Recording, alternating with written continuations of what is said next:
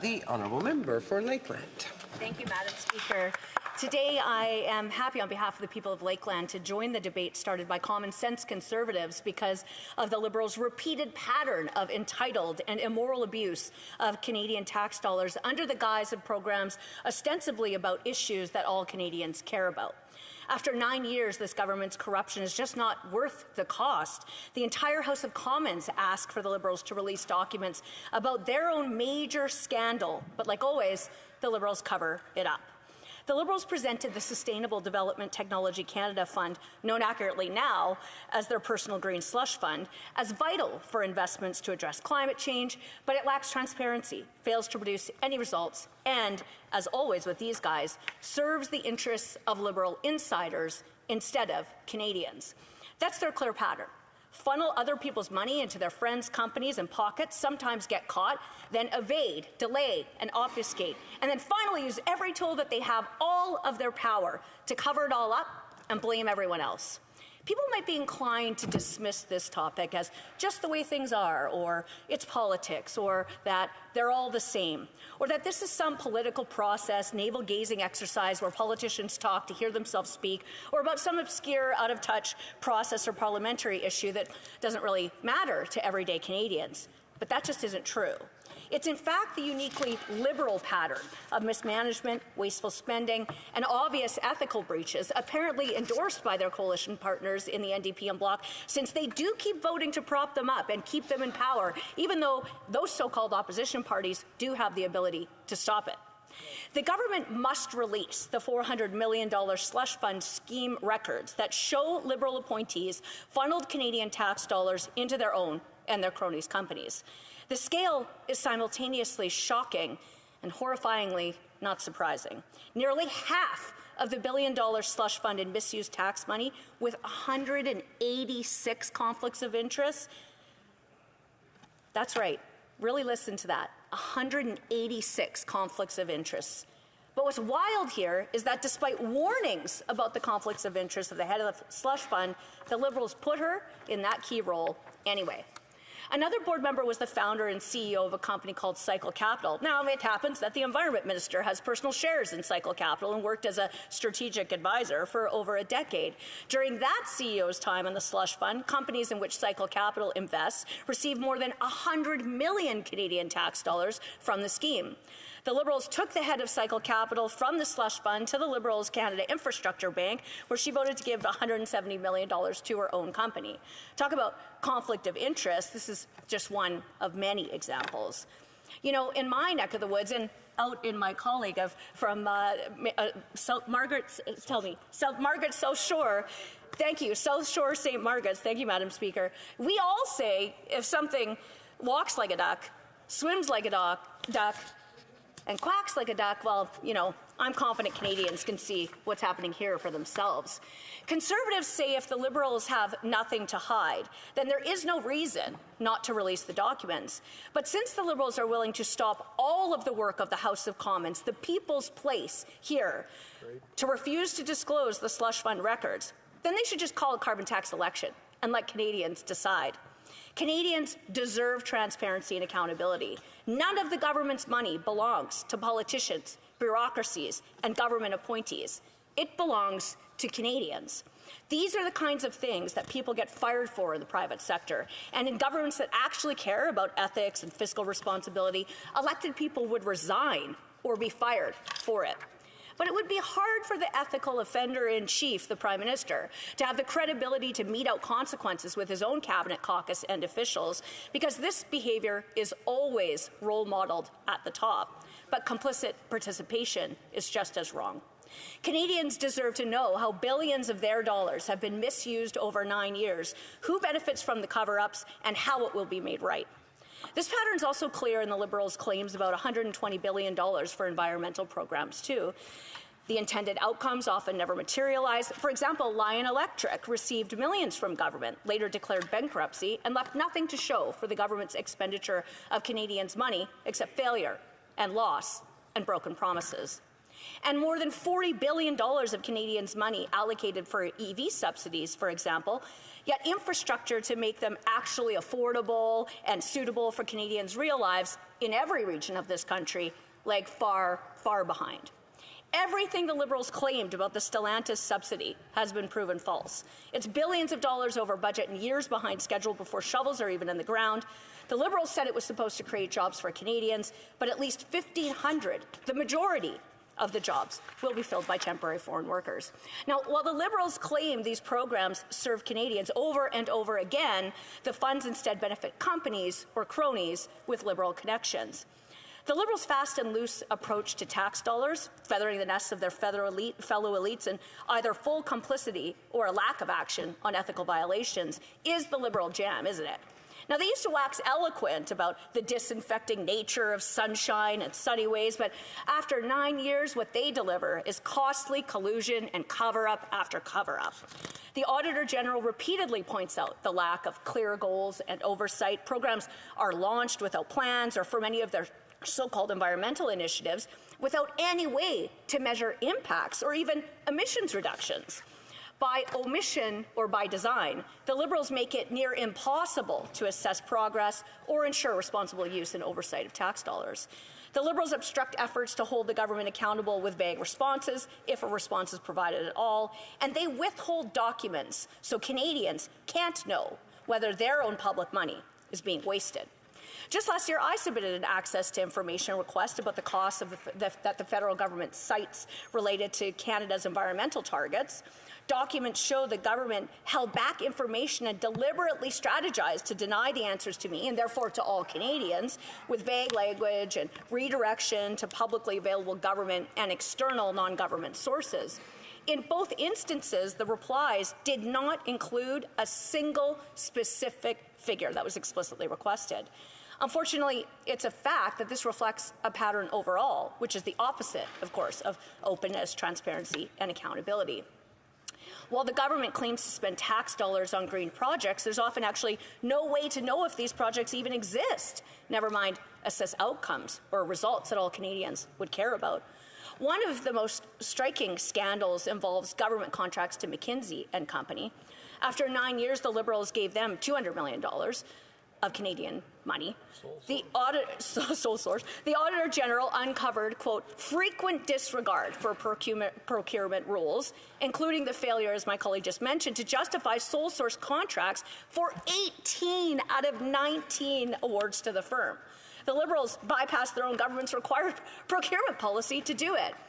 It's a long, flagrant disregard for ethical and fiscal decision-making and a pattern of non-compliance. No wonder Canadians lose faith in governments and politicians and bureaucracy when the government refuses to actually show value for Canadian money that it spends. Government departments frequently fail to estimate the cost of McKinsey's services beforehand. Out of 33 contracts reviewed, cost estimates were only provided in 3 cases. Wow. 3. Only that. Given to McKinsey that actually included cost estimates to protect Canadians' money. The truth is, after 9 years, these Liberals aren't just the masters of a flawed procurement process. They actually actively ignore and choose not to fix it to benefit themselves and their buddies. Of course, the firm's former global director enjoys a close relationship with the Prime Minister and advised senior officials on economic policy, so it's obvious that McKinsey's influence on public policy was part of a broader network of favoritism. And the Auditor General noted the rapid growth in McKinsey's contracts with the Liberals after 9 years. Canadians can be forgiven for seeing this exactly as it is: elite, political, insider favoritism with Canadians' money. $133 million government contract to McKinsey for the government-caused, beleaguered and delayed Trans Mountain expansion was issued non-competitively and without a justification clearly linked to one of the competitive procurement policy exceptions. Another example, of course, is the Canada Infrastructure Bank, which oversees more than $30 billion in public-private infrastructure spending. More than half its board members have ties to the Liberal Party, former Liberal candidates and donors and staff and board members. Common sense Conservatives warned repeatedly about this boondoggle of mismanagement and no accountability, but the Liberals initially gave it $35 billion tax dollars, and after 9 years it has produced very little to show for all that money spent. Despite grand promises of transformational infrastructure projects, must remain in early planning stages, stalled, or don't exist at all. It's not just about missed deadlines. It really shows systemic inefficiencies and abysmal project management with Liberal insiders appointed to high-level positions. These are choices over and over. These are staggering numbers for most of us to even begin to comprehend. No wonder Canadians question the Liberal and their banks and their boards and their panels' impartiality and governance. The government claims billions are earmarked for infrastructure, but so much is all tied up with insiders. The Liberals sent $500 million to the Asian Infrastructure Bank.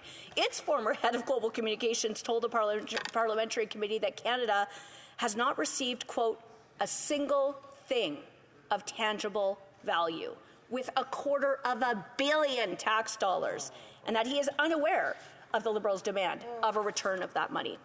This is, unfortunately, reflective of most of the government's apparent environmental initiatives, too. But all of this is really about a larger problem. This Liberal government spending decisions are driven more by ideology and political optics than by the best interests of Canadians or actual environmental impact for many of these examples.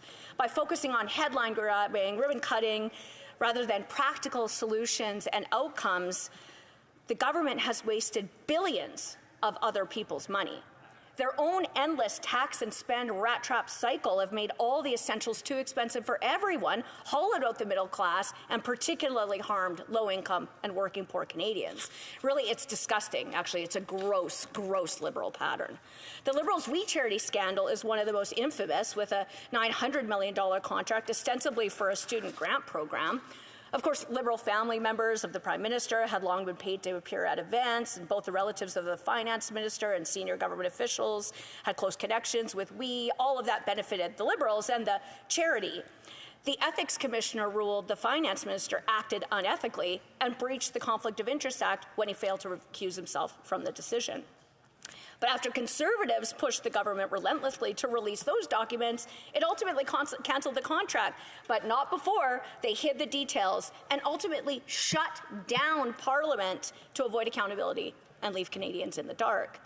The Liberals tried yet another cover-up about the Winnipeg lab leak in 2021 after reports that the RCMP had to intervene at that one-of-a-kind top medical and virus lab due to a security breach and speculation of espionage by China's communist dictatorship at that Canadian lab.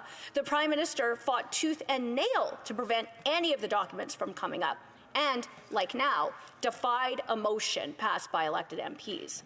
All parties that had seen the documents, including a Liberal MP, said it was to cover up embarrassment, not to protect national security. Time and time again, the Liberals repeatedly prioritize political interests over genuine public benefit. Withholding information from MPs who are here because of and to serve the people, and all of these scandals, there are many more, show without a doubt the Liberals' total disregard for ethical governance that undermines public trust, and these ongoing issues of favoritism, lack of transparency, and poor governance. Canadians clearly can't afford or trust this Liberal government and their coalition partners. That's the serious consequence when public money is funneled by the Liberals to politically connected corporations and insiders, lack any accountability and transparency, and leave Canadians wondering where all their money's gone. Consider the scale and what this actually means.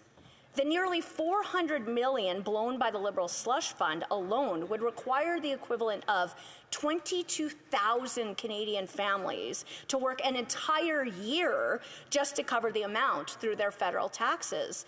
And in reality, because after 9 years of these Liberals, costs are up and taxes are up, all those Canadian families are already working their butts off and can't get ahead. This conduct is not acceptable at any time. But when that same government spending and their carbon taxes cause inflation and a historic cost of living crisis because they drive up the prices of groceries, fuel, housing and heating, essentials, not luxuries in Canada, especially with winter coming, better accountability and oversight of tax money is the very least that Canadians deserve. A recurring theme is this government's absolute failure to deliver on promises of job creation and economic growth. It frequently promotes its green programs and infrastructure projects as job creators, but many of the jobs that are created are temporary or disappear once construction phases end. This has been especially problematic in growing sectors like renewable energy, where employment opportunities promised during government announcements at project launches never materialize. And who can forget their tree planting failure? In 2019, the Liberals promised to plant 2 billion trees. But as of last year, there are deals to plant only 374 million trees by 2031, which is less than 19% of their stated goal. NRCan reports that only 56 million trees have been planted to date. That's not even 3% of the Liberals' promise. Meanwhile, traditional sectors like oil and gas, where hundreds of thousands of Canadians work and which remain vital to Canada's economy, have been subjected to uncertainty, extra heavy regulation, prohibitions, unfair treatment, and carbon taxes, which has cost Canada hundreds of thousands of job losses because the costly coalition wages ideological war on energy workers. The Liberals' scandals and mismanagement are not isolated incidents. It's their long-established grift. From the mishandling of programs to insider deals, it's clear public resources are being misused and Canadians are being shortchanged.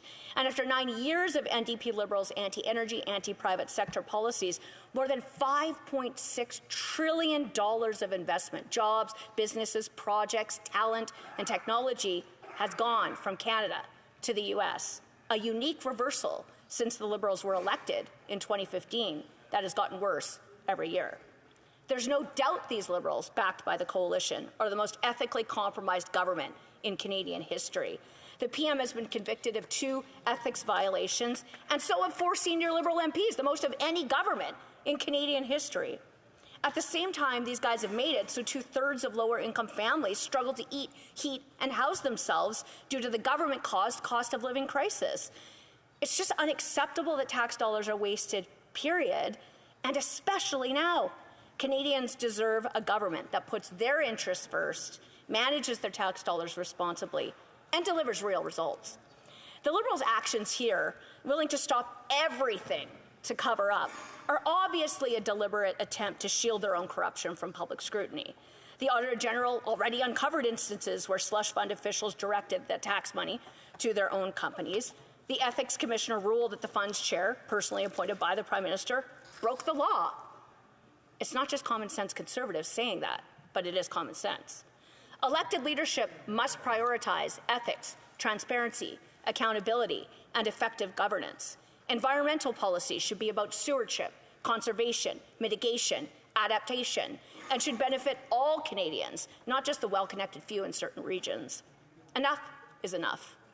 Parliament must do its job, since the Prime Minister and these Liberals will not. These Liberals must comply with Parliament's demand and release the Green Slush Fund documents, because that demand comes from the representatives of the majority of Canadians. That's who we are here to represent. That's who we work for. That's who we are to serve. So when the majority of members of Parliament in this House of Commons make a demand, those are the people for whom they are making that request. But after 9 years of these NDP Liberals, taxes are up, costs are up, crime's up. And I think Canadians think time's up for this Liberal government.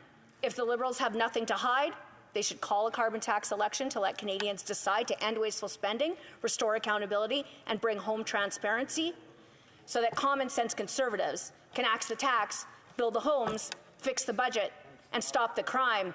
It's time. Yeah.